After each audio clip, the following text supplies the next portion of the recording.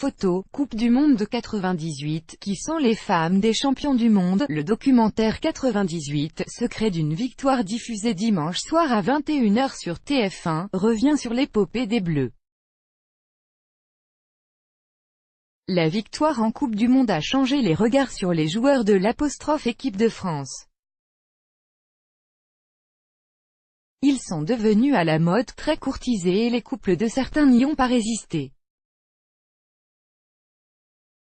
Retour en images sur les femmes des Bleus. De Beauf, le footballeur est devenu tendance. En un peu plus d'une heure et demie. Le temps qu'a duré la finale de la Coupe du Monde ce 12 juillet 1998, le temps pour l'équipe de France de battre celle du Brésil sur le score sans appel de 3-0.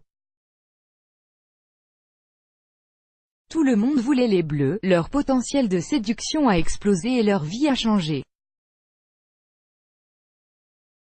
Certains couples déjà bien établis ont su résister à la tempête. Zinedine Zidane est toujours avec sa femme, Véronique, rencontrée lorsqu'il avait 17 ans, depuis leur coup de foudre en 1985. Didier Deschamps vit toujours avec Claude, qui l'a suivi à travers l'Europe au gré des transferts. Youri Djorkaeff, Marcel Desailly, Laurent Blanc, Lionel Charbonnier ont eux aussi réussi à préserver la stabilité de leur couple. Vicente Lizarazu a lui connu la chanteuse Elsa un an après la victoire en Coupe du Monde. Ils ont vécu quelque temps ensemble avant que le joueur ne se mette en couple avec Claire Kem.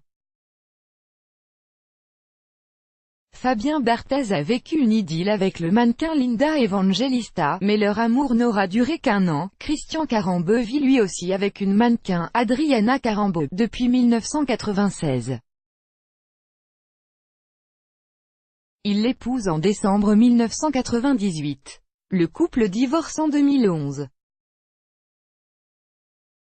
Lilian Thuram a 2 enfants d'une première union, mais en 2007, il craque pour les beaux yeux de Karine Le Marchand. L'histoire dure 6 ans, mais se finit mal, l'animatrice portant plainte contre le défenseur des Bleus pour violence conjugale.